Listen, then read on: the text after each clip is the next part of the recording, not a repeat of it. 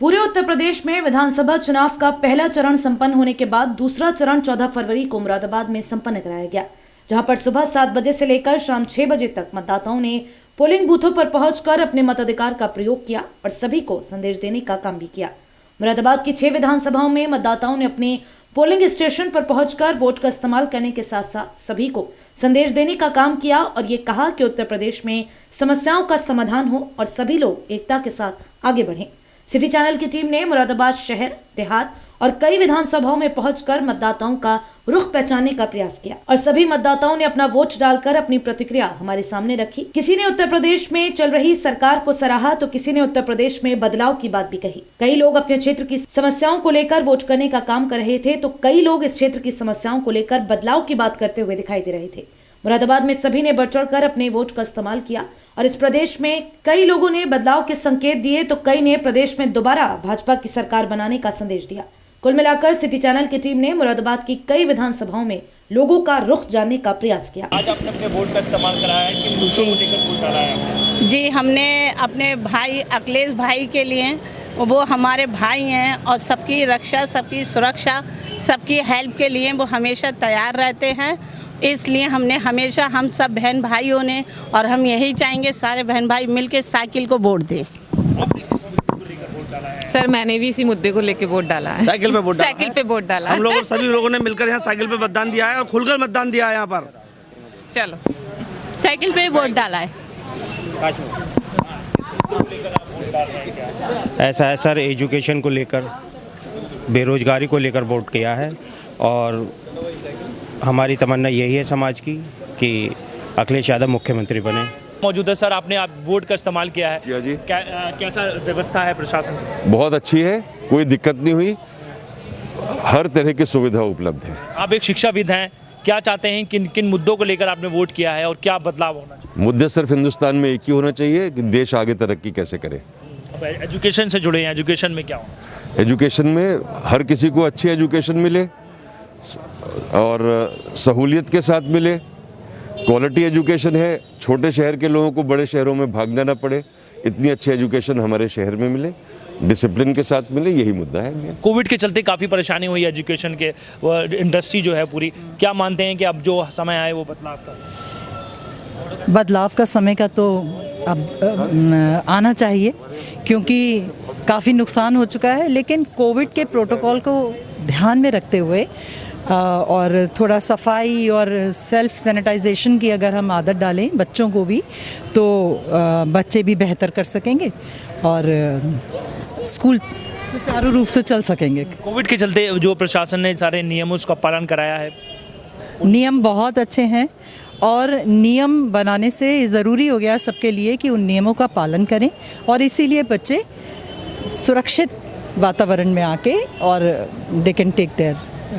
जैसे यहाँ पर मैडम ने यहाँ वोट का इस्तेमाल किया है, उन्होंने कहा है कि कोविड का जो गाइडलाइन है उसका पालन कराने का यहाँ काम किया गया है। अंदर उसी व्यक्ति को भेजा जा रहा है जिन्होंने चेहरे पर मास्क लगा रखा हो और यहाँ गेट पर सैनिटाइज भी करा रखा हो। ये सारी बातें यहाँ पर देखी जा रही है और पूरी व्यवस्था यहाँ की गई। जैसे कोई दिव्यांग है तो उसके लिए चेयर जो है यहाँ पर फैसिलिटी दी गई है ताकि वो यहाँ पर ठीक ढंग से मतदान। आप क्या किन को अंदर लेके जाते हैं? विकलांगों को लेके जाते हैं। विकलांग जो स्पेशल चाइल्ड हैं और क्या नाम जो ये हैं जो चल नहीं सकते उनको लेके जाते हैं यहाँ पे, ताकि वो ठीक ढंग से हाँ मतदान डाल सकें, वोट डाल सकें अपना। आपने जी सर, क्या चाहती हैं कि इस बार कुछ बदलाव होना चाहिए? किस मुद्दों को लेकर आपने वोट डाला है?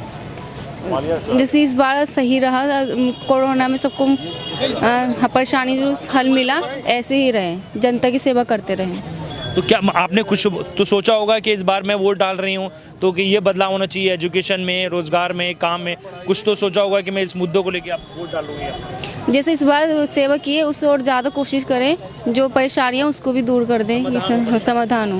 देखिए, सबसे पहली बात तो सब मतदाताओं का मैं धन्यवाद देना चाहता हूँ कि इतना उत्साह अभी तक, मतलब पिछले 10 सालों में पहली बार देखने को मिला। सुबह 6:30 बजे से लोग, पूरे क्षेत्र के लोग यहाँ पे आ गए थे और लगातार भीड़ बढ़ती जा रही है और कोई भी मतदाता, मतलब इतना उत्साह मैंने देखा नहीं। मानते हैं ये प्रशासन ने जो मतदाता जागरूकता कार्यक्रम चलाया, सामाजिक संस्थाओं ने चलाया, स्कूल्स ने, कॉलेज ने, उसका असर हुआ है? बिल्कुल बिल्कुल, ये सभी का, प्रशासन का, BLO का, टीम का, और सबसे बड़ी बात है कि यहाँ की जनता वो बहुत जागरूक है। दो को लेकर वोट कर? हमने विकास को लेकर डाला है और सिक्योरिटी को लेकर डाला है, जो महिलाओं के साथ अभी महिला जो है मतलब सुरक्षित करने के लिए महिलाओं को। क्या चाहती है चाची? इस बार शहर में अच्छा ही होना चाहिए, कमल के फूल को ही आना चाहिए।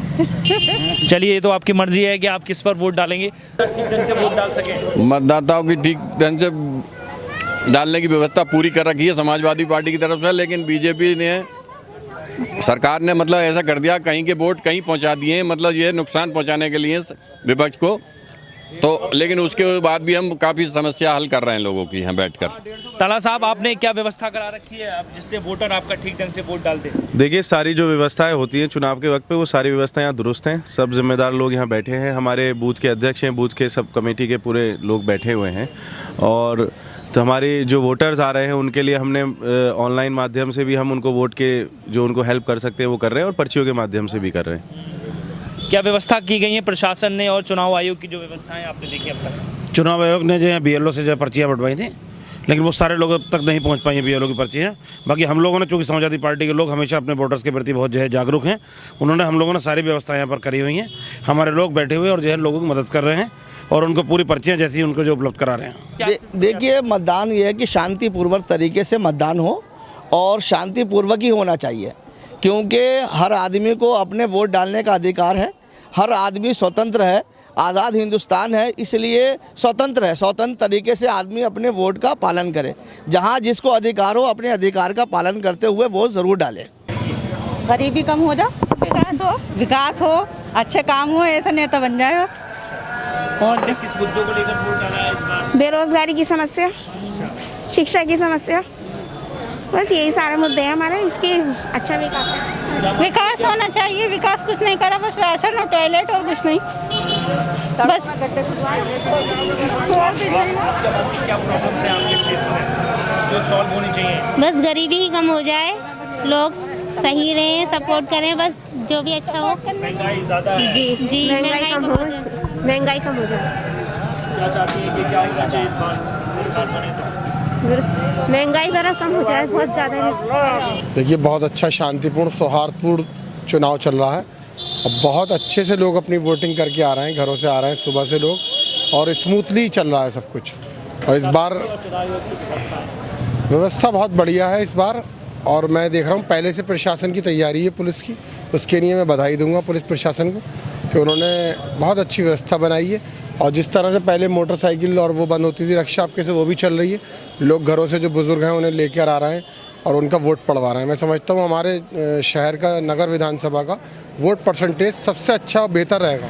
क्या प्रॉब्लम्स हैं अपने क्षेत्र की जो सॉल्व होनी चाहिए? सिर्फ महंगाई खत्म, महंगाई बहुत है, महंगाई कम होनी चाहिए। रोजगार नहीं है इस सरकार में। अच्छा, हाँ, तो चाहते हैं अब जो नई सरकार बने वो बस विकास हो और ये महंगाई का मुद्दा और कारोबार हो, बस कारोबार के क्षेत्र। हाँ। क्या नाम है सच्चा आपका?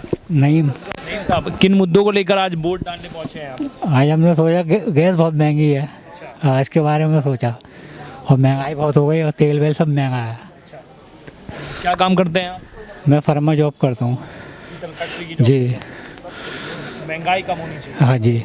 ये पोलिंग साहब इतना बढ़िया चल रहा है कि अब तक शायद 50% पोलिंग हो चुका है, और ये पोलिंग ज़्यादा होने का संकेत है कि आम जनता परेशान है महंगाई से, बेरोज़गारी से, हिंदू मुस्लिम होने से।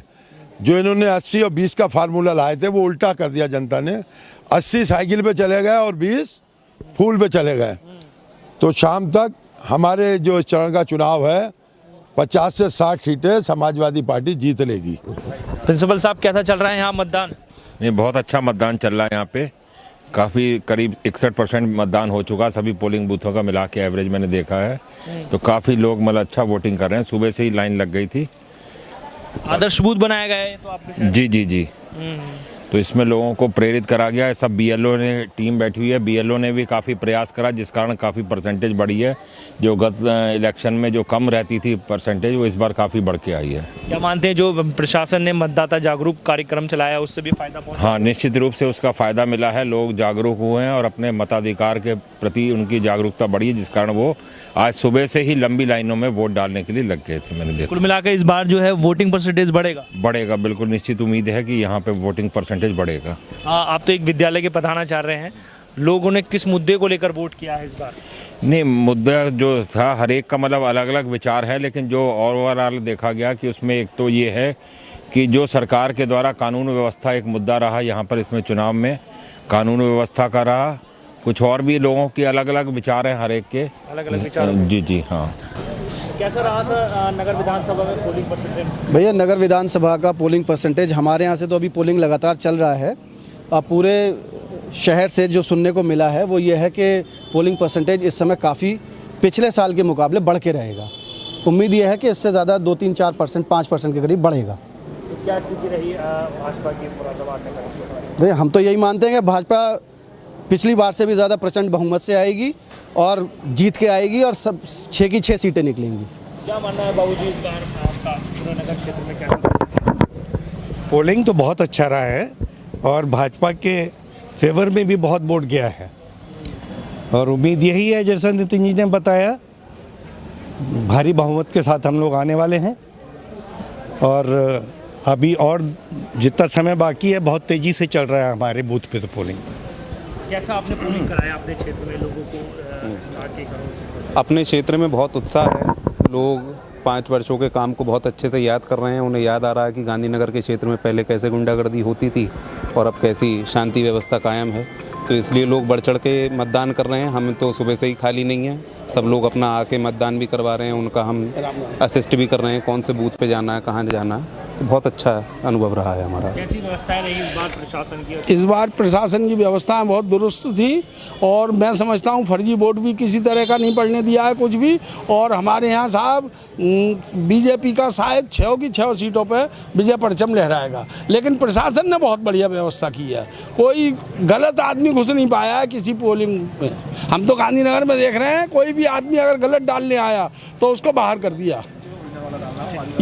आज ये पोलिंग का क्या हुआ? देखिए, आज 14 फरवरी है और उत्तर प्रदेश के अंदर जो दूसरा चरण है, जितने भी ज़िलों में हमारे विधानसभा 28 में खड़े, यहाँ पे हाजी यूसुफ अंसारी जी प्रत्याशी थे और 27 विधानसभा में हाजी नासिर कुरैशी जी प्रत्याशी थे। फिलहाल मुरादाबाद की मंडल की एक सीट जो है ऐतिहासिक वोटों से जीत रही है और ख़ास करके मुरादाबाद मंडल की शहर की सीट 28 विधानसभा से हाजी यूसुफ अंसारी जी इतने वोटों से जीत रहे हैं कि सिर्फ वोट खुलने बाकी हैं, बाकी इंशाल्लाह जीत उनकी पक्की हो गई है। मैडम, आपने इस बार पोलिंग किया है, किन मुद्दों को लेकर पोलिंग किया है और क्या चाहते हैं इस बार कुछ नया? यही नया चाहते हैं कि देश में उत्थान हो और हिंदुओं का उत्थान हो, इसी आधार पे वोट दिया गया है। इस बार कैसी व्यवस्था रही चुनाव आयोग? बढ़िया ही है, मोदी जी रहेंगे तो बढ़िया ही रहेंगी सुविधाएं, हर बार से और ज़्यादा अच्छा ही है। कैसा पोलिंग रहा? क्या पोलिंग बढ़िया रहा, बहुत बढ़िया रहा, बहुत शांति रही, किसी का कोई झगड़ा नहीं हुआ, कोई शोर शराबा नहीं है, कोई हंगामा नहीं है। गवर्नमेंट बढ़िया काम कर रही है, उसकी वजह से सब शांतिपूर्ण हो रहा है।